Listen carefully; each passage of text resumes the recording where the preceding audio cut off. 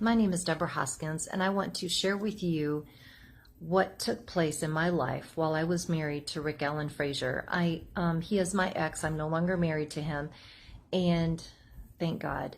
But I also want to let you know that videos that you have seen that my daughter Catherine Alicia Frazier has put out on Facebook and also on YouTube, that is the absolute truth. You really need to listen to those recordings and grasp what is really captured during the videos and the recordings, and to hear her heart. And at the same time, I want you to hear my heart today. I come to you as the ex-wife of Rick Allen Frazier, someone who perpetrated himself to be a Bible scholar who wanted to marry a wife, settle down, have kids. It was anything but that. I remember even on our honeymoon night that things were not right. And if I had known then what I know now, I should have just run the other way. But what happened was that I did marry him. We went on our honeymoon. We settled in. We did have kids.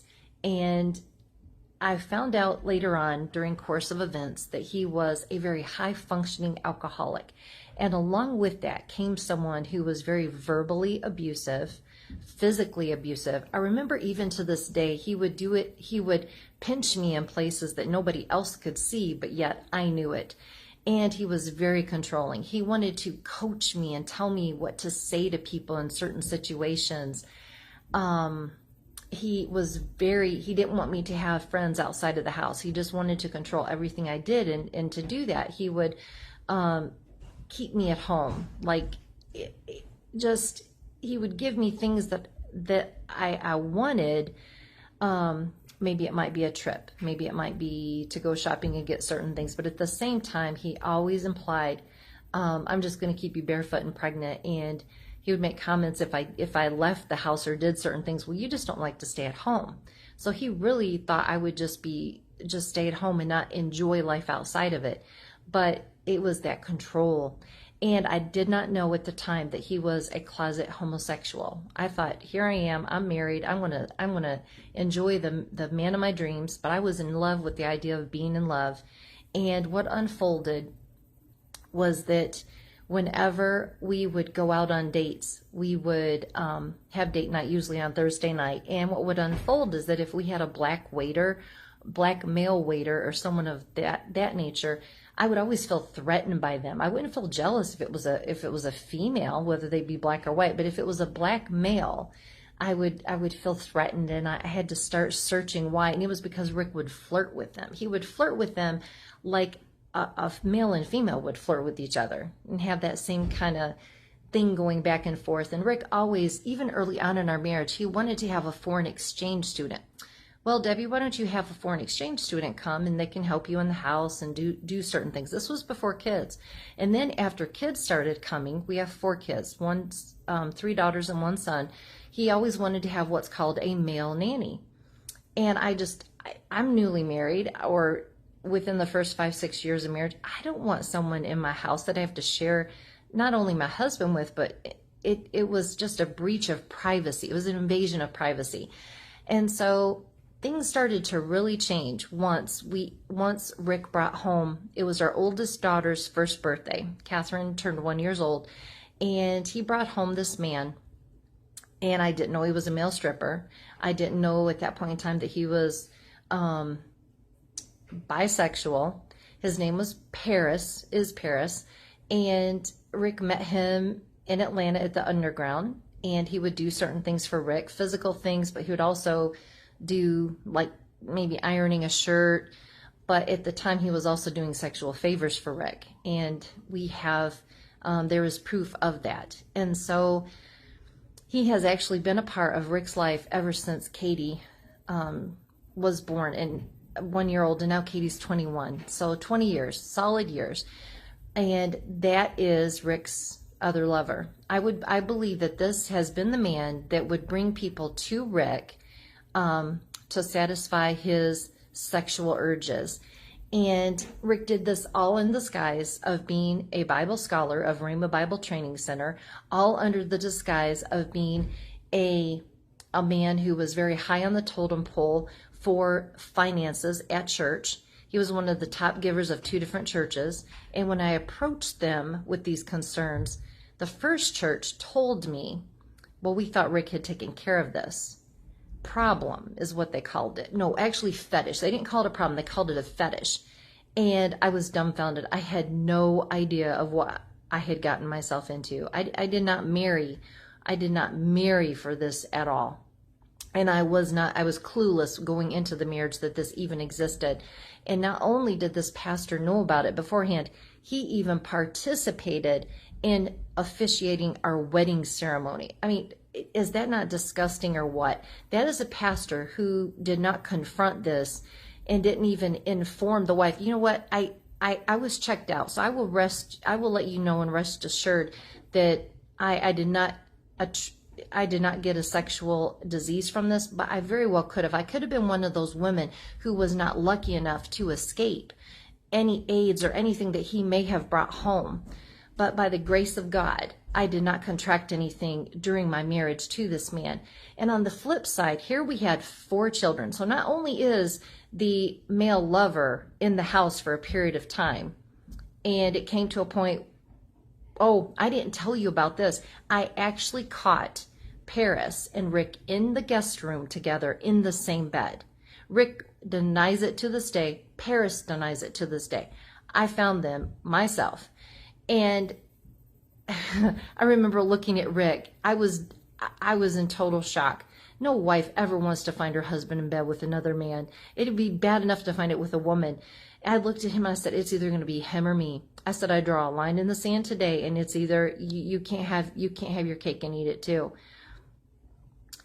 In the course of events, I later found out through our 4 kids, Katie, Hannah, Chloe, and Ricky Andrew, that their father not only was getting satisfied with Paris and other men that would be brought to him while he was traveling across the country under the guise of doing his work, or working his charity, funding his company, his consulting company, he also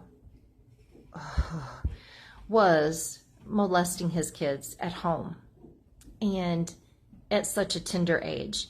And you know what? It was one thing for him to do it to men who he brought outside the house or even inside for a period of time, but to do it to his own seed, that I don't have words for that. And the kids have admitted it, and it's also on record.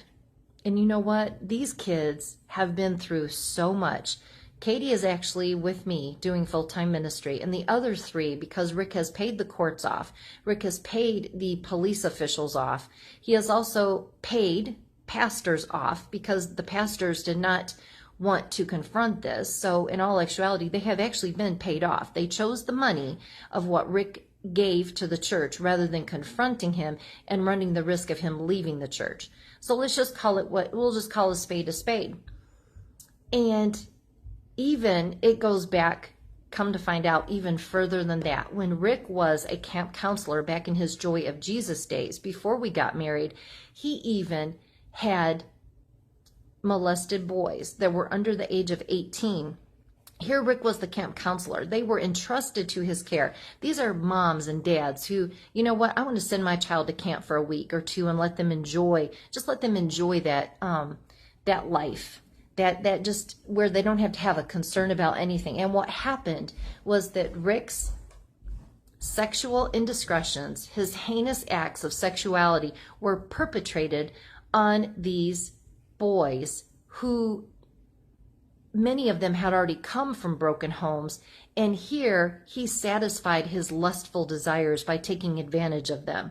So not only did it hurt the marriage, I'm no longer married to him, so I'm glad that I was released from that. I chose to be released from that. The other thing was that he molested his own seed, his own 4 children. But before all of that, when somebody could have spoken up, but they chose not to, whether it be a pastor or even the people at Joy of Jesus who let it go and did not pursue it, they left it to someone else to deal with. And Rick, here it has been a long line of him being able to get away with what he wanted. He even paid off the guardian ad litem. The attorney for the children was even bought off. The judge was even bought off. And all this is being investigated. It is, yes, he is finally being investigated. After years and years of me presenting this to the proper authorities that I thought would help, it took me coming to be in a different church, which practices kingdom, with Apostle David E. Taylor, to be able to confront this. And that brings up another thing.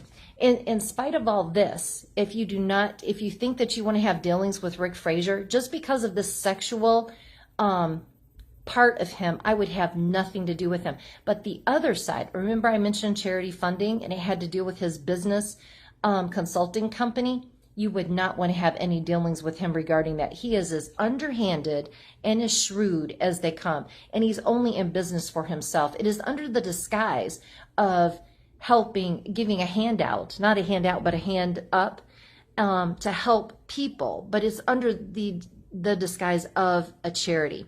And you know what? Rick, I believe deep down that he once did want to help people, but really now he's in it all for himself. And at the end of the divorce, I received my judgment of divorce. I received a settlement. I received a good amount. Obviously, I wish it had been more. And my daughter Katie had been healed at the hands of Apostle. The Lord had healed her, but it had been while we were at Joshua Media Ministries International with Apostle David E. Taylor.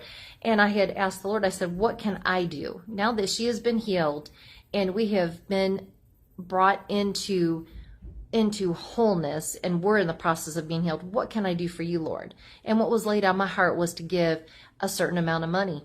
And what resulted because of that, giving it was easy, but it became a court issue, which then Rick Frazier thought he had the right to bring in Apostle David E. Taylor as a third party to this divorce, which Apostle had no part in this divorce. And what has played out has been Rick, who is actually jealous of this man, of the Apostle, who, because this Apostle epitomizes everything that Rick was supposed to be, but isn't. And also racism. Rick is white and Apostle is black. And Rick, I forgot to mention this, but he is a white supremacist. He is a male chauvinist. He does not respect women at all. He degrades women, actually. And so because of the money that I gave the ministry, Rick thought that he had a right to this money still, which he did not, because I owned it free and clear. And then he went after the ministry, after Apostle David E. Taylor, to get the money back, which he has not succeeded, nor will he succeed.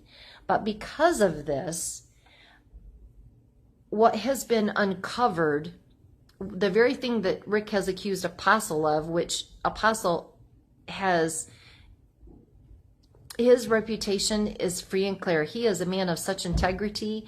You know what?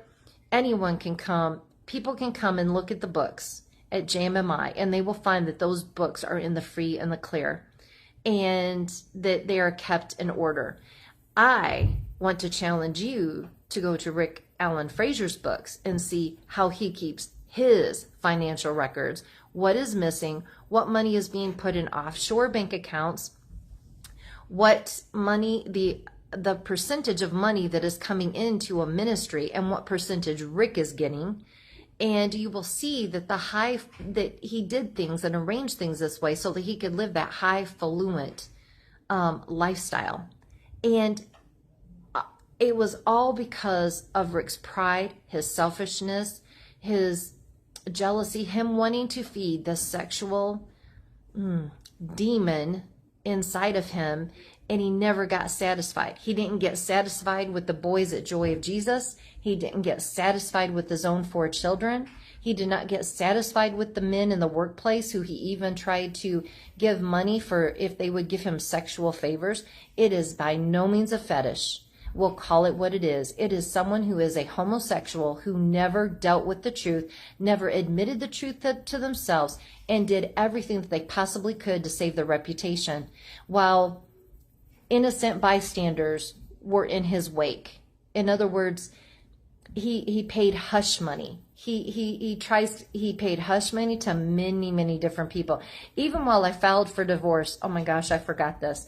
Not only did I find out that he had invested money with a gentleman in an overseas, and didn't even tell me. We were married at the time, didn't even tell me that he was going to do that. That's not even the worst of it. What was so bad was that Rick Frazier had a sexual harassment case filed against him 3 months before I even filed for divorce. And all of this and being said and done, I truly believe that he married me for children. He thought that I would just keep my mouth shut and not do anything, that he would just badger me, beat me down, and that I would never speak up against him. And you know what? I don't hate him. I actually feel sorry for him. But his day of reckoning has come to where he needs to be held accountable for these heinous acts of perversion against himself, against himself, against others, and even against society. So will you stand with me and hold this man accountable for his acts, whether it be in the sexual arena or whether it be in the financial arena? And you know what? I stood up when other people stayed silent. And those of you who have been silent because you were afraid to go up against him, now is your time to come forth and to share the knowledge and the information that you have so that justice can be brought forth in this situation. If you won't do it for yourself, will you please do it for the three remaining children that are still with him because of a court order that has been in place? And we have the financial proof and the documents and the recordings to back this up. That is not hearsay. It can be backed up, and we have the proof. I thank you for your time.